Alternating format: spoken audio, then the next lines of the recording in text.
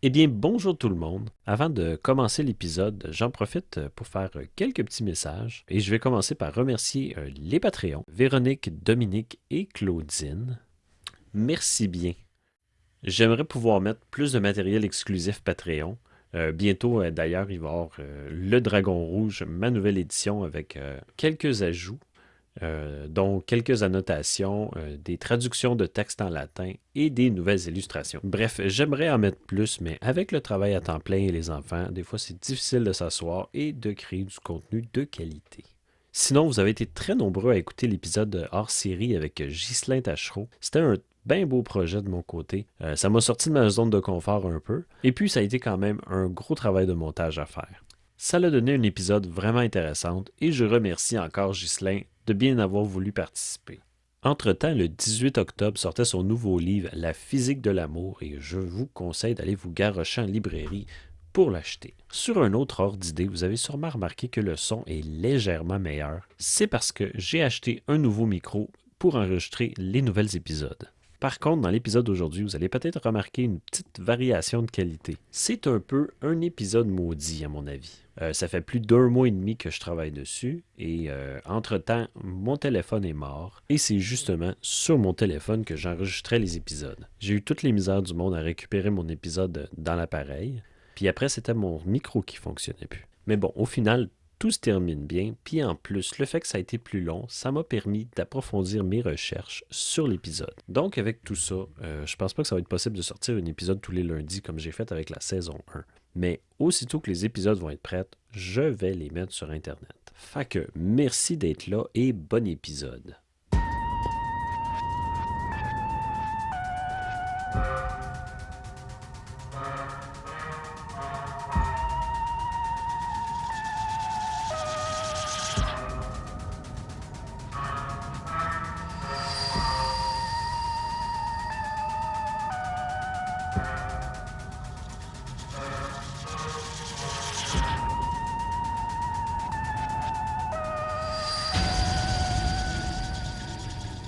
Bonjour et bienvenue à une nouvelle saison des Berceuses occultes.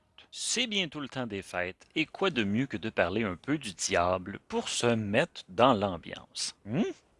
Dans cette saison festive, on va se pencher sur plusieurs ouvrages assez intéressants, certains pour leur contenu, d'autres pour l'histoire qui les entoure.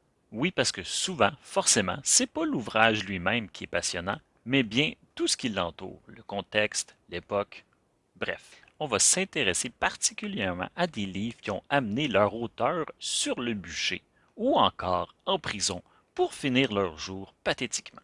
On parle entre autres ici d'écrivains et écrivaines libre-penseurs comme Marguerite Porrette et son ouvrage Le miroir des âmes simples anéantis.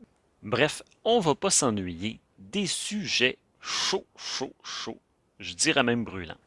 Mais aujourd'hui, on s'intéresse à un manuscrit particulièrement mystérieux et j'ai nommé La très sainte Trinosophie. C'est un curieux manuscrit ésotérique aux illustrations allégoriques pour le moins énigmatiques qui date du 18e siècle. Entamer sa lecture, c'est un gouffre.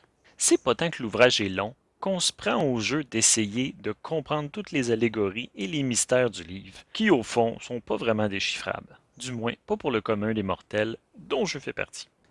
Bon, c'est un peu vague, mais selon certaines sources, il s'agirait de l'œuvre du comte de Saint-Germain, un personnage historique quand même singulier.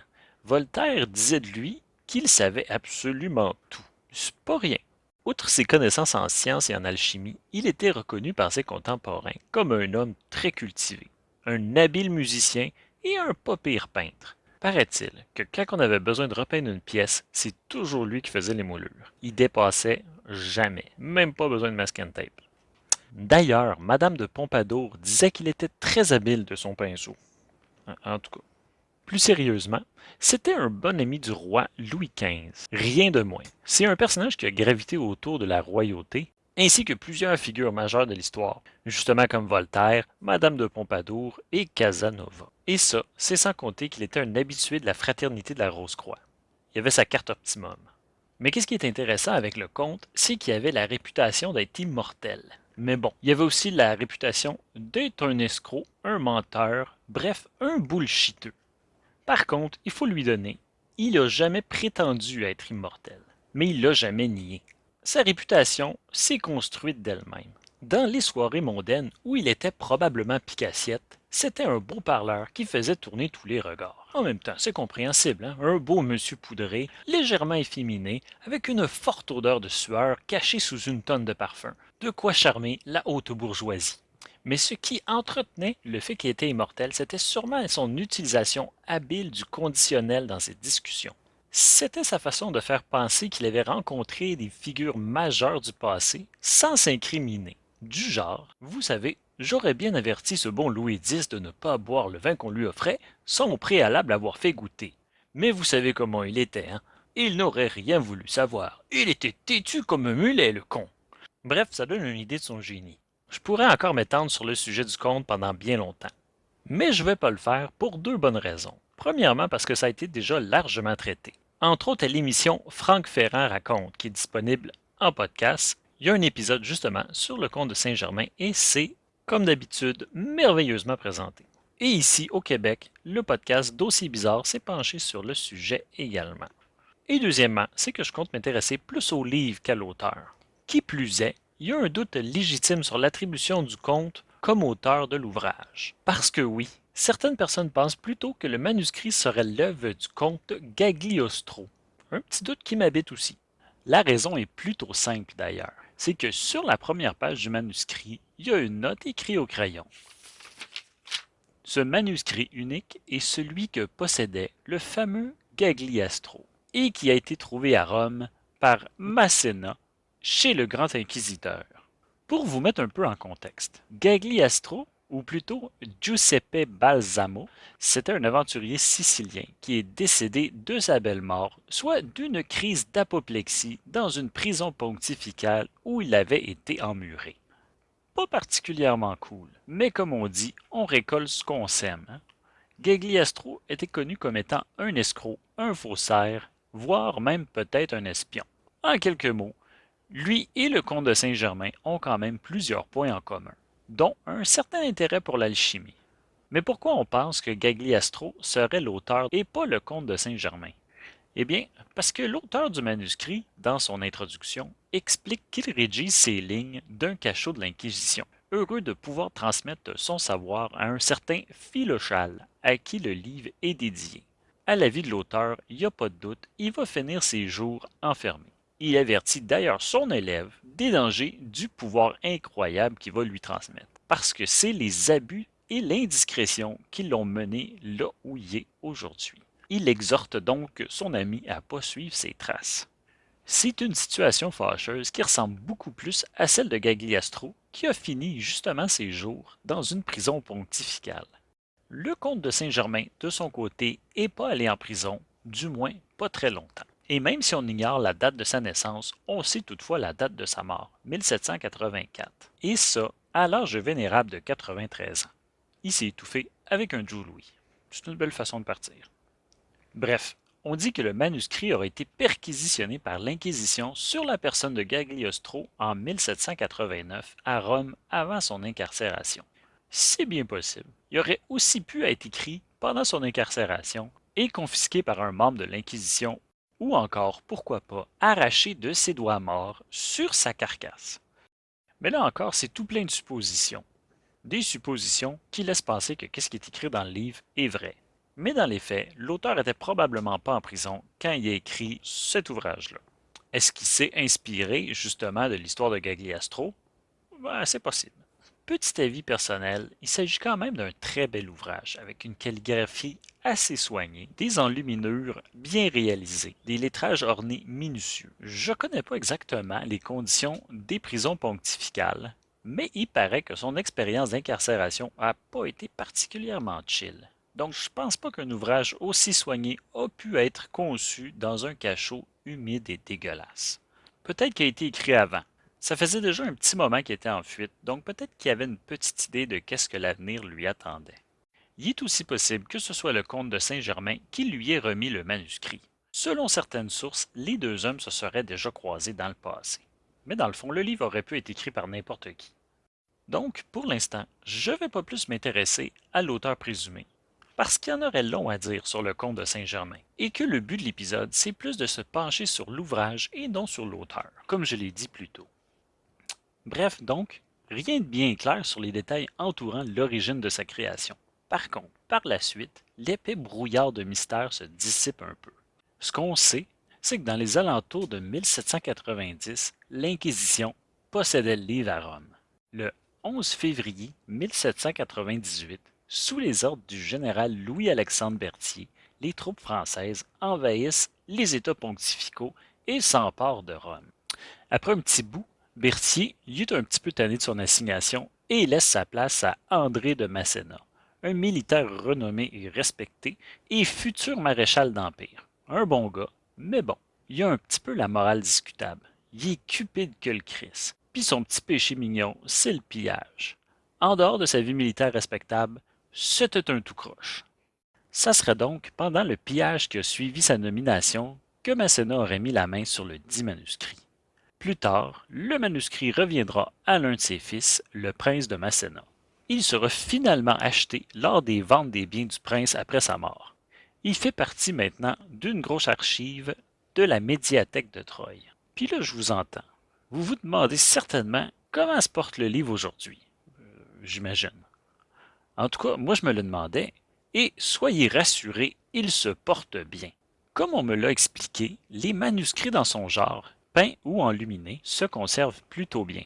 Suffit qu'ils soient dans un environnement adapté, température et humidité contrôlée.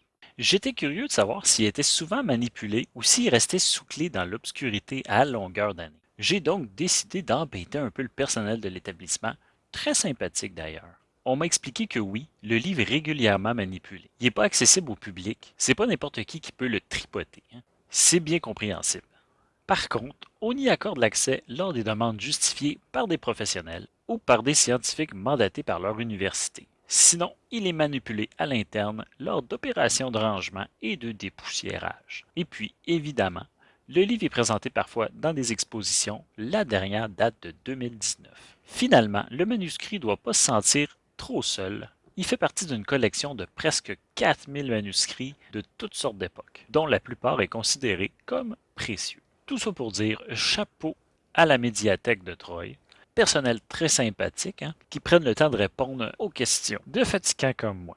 Et puis ça, c'est pas donné à tout le monde. Récemment, j'ai écrit aux archives du château de Chantilly, et puis, ils m'ont pas répondu. Ça doit être parce que je suis un gueux, j'imagine. En tout cas. Bon, avant d'entrer dans le contenu écrit du manuscrit, parlons un peu de son contenu visuel. Évidemment, on a affaire à un manuscrit, donc il est écrit à la main. C'est un bel ouvrage d'une centaine de pages, dont plusieurs enluminures pleine page. On parle ici d'enluminure et non pas de gravure, évidemment.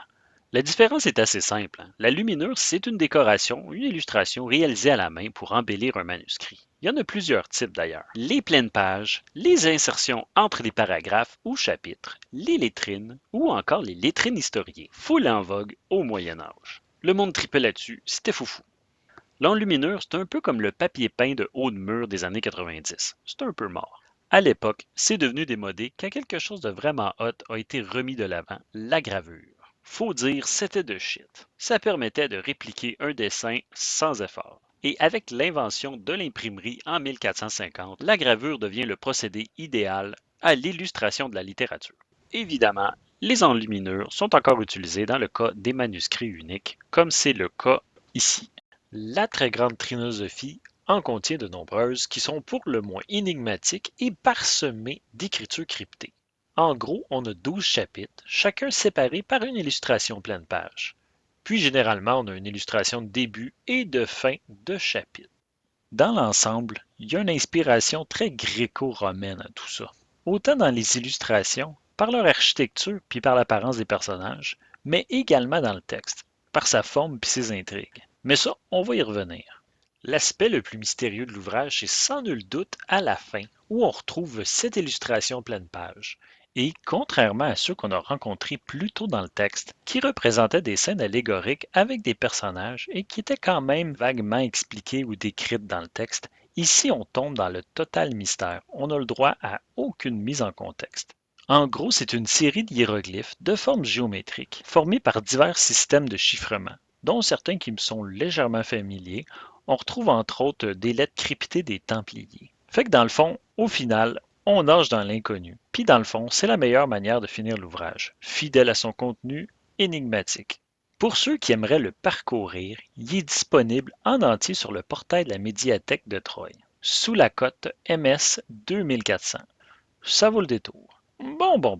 Maintenant, intéressons-nous un peu à l'histoire. Tout comme à l'instar de la poule noire, c'est pas un simple grimoire de recettes alchimiques. C'est une histoire qui cache un enseignement. Genre. En gros, c'est l'histoire d'un dude qui effectue un voyage spirituel pour atteindre une ascension quelconque. Visiblement, il a été guidé par une personne ou par un groupe pour justement effectuer cette initiation qui va le mener à l'ascension. C'est du moins mon interprétation personnelle. Son voyage commence à Naples, en Italie, quand celui-ci entre dans une zone volcanique pour rejoindre un autel sacré. On parle du volcan Solfatara. C'est dans la zone des champs Flégréens, une région volcanique d'Italie. Fallait d'ailleurs que j'en parle pour que le volcan se réveille. Depuis août, il est devenu très actif, semant angoisse, mais également un vent de je m'en calisse au sein de la population locale, qui sont quand même à risque de vivre un Pompéi 2. En tout cas, c'est un endroit magnifique, bien connu pour être en constant mouvement. La région abrite d'ailleurs une ville engloutie, des feuilles fumantes et des jolis champs de pierres sulfuriques. Ça donne une petite idée. Pour ajouter à ce décor singulier, on y retrouve aussi des ruines antiques, dont l'impressionnante antre de Sibylle de Com. Pas certain de la prononciation, en tout cas. Mais bon, c'est un impressionnant tunnel trapézoïdal de 2,5 mètres de large par 5 de haut, sculpté à même la pierre volcanique, et le tout a plus de 131 mètres de long.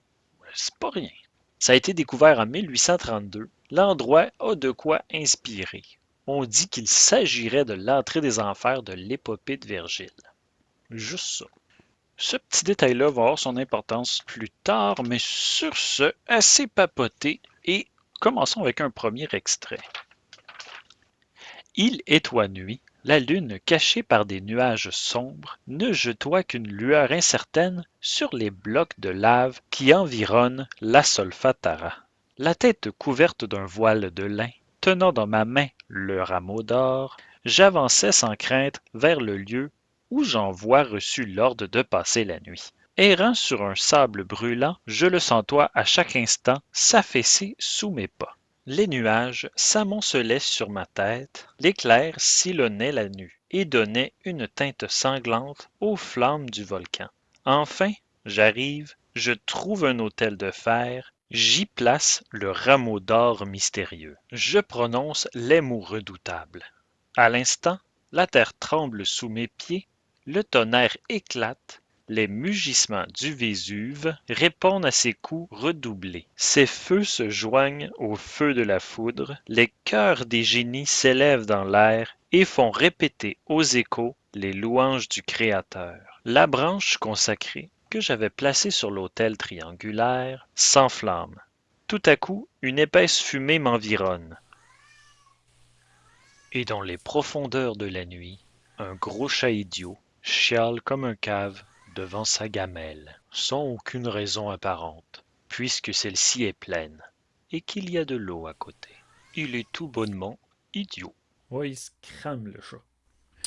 Il faut l'excuser, son poil est aussi soyeux qu'il est idiot. Bon, on continue.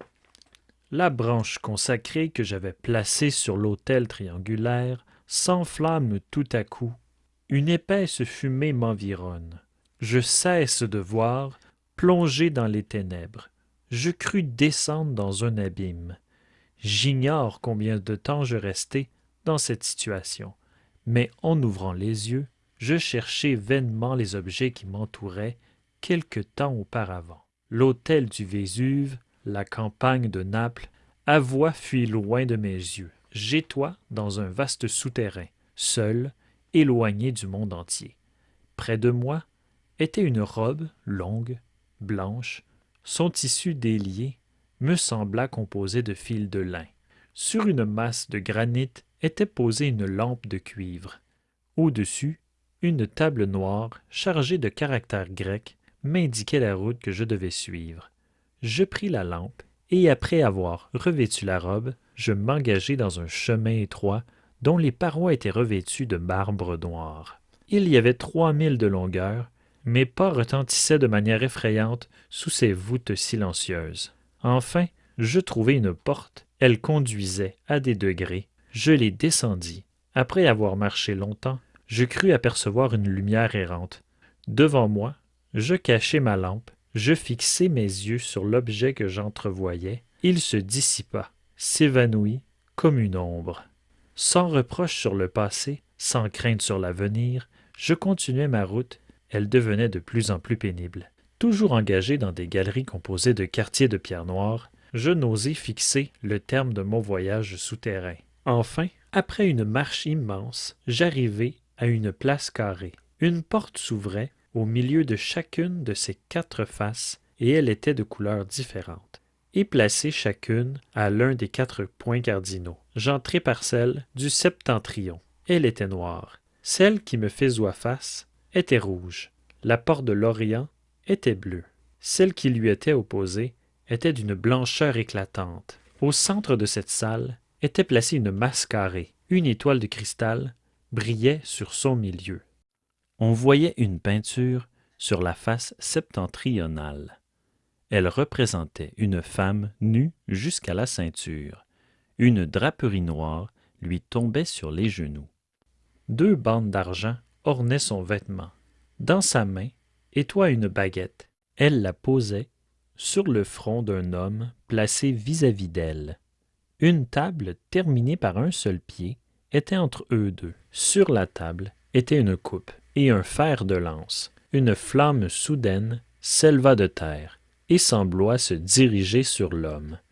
Une inscription expliquait le sujet de cette peinture. Une autre m'indiquait les moyens que je devais employer pour sortir de cette salle. Je voulus me retirer après avoir considéré le tableau et l'étoile. J'allais entrer dans la porte rouge quand, tournant sur mes gonds, avec un bruit épouvantable, elle se referma devant moi. Je voulus tenter la même épreuve sur celle qui décoroit la couleur du ciel. Elle ne se ferma point, mais un bruit soudain me fit détourner la tête. Je vis l'étoile s'agiter. Elle se détache, roule et se plonge rapidement dans l'ouverture de la porte blanche. Je la suivis aussitôt. À ce moment-là de l'histoire, sa quête n'est pas particulièrement claire. Elle n'est pas vraiment claire en général, de toute façon. Par contre, le rameau d'or nous donne quand même un petit indice. C'est généralement un symbole de pureté et de sagesse. La recherche de la pureté revient assez souvent dans l'histoire, donc c'est une bonne piste. Puis ça symbolise également la transformation et l'ascension. Notre personnage effectue effectivement un genre d'ascension spirituelle qui va l'amener vers l'immortalité. À noter que le rameau d'or, c'est aussi dans la mythologie grecque un objet qui permet d'entrer dans les zones interdites. Je refais un lien ici avec l'œuvre de Virgile et la fameuse antre de Sibylle. Dans Énéide, Énée demande à Sibylle de l'aider à descendre aux enfers pour aller voir son papa. Sibylle lui demande de trouver le fameux rameau d'or nécessaire pour la traversée des enfers. Je pense qu'il y a des liens à faire ici. Il y a clairement une inspiration évidente. Parce que tout comme Énée, le personnage va s'enfoncer dans les ténèbres pour ensuite se buter contre un fleuve souterrain qui va vraiment le faire chier. Énée va rencontrer Charon, tandis que l'héros va rencontrer un dude avec une couronne sur une barque, qui va se nailler pour le sauver. Bon, c'est sûr, c'est pas la même poésie que l'épopée de Virgile, mais ça se ressemble quand même un peu. Et c'est d'ailleurs pas le seul lien à faire avec la mythologie grecque. Un peu plus tard dans le texte, il y a l'extrait que voici. À peine j'avois quitté les marches du palais que j'aperçus voltiger devant moi un oiseau.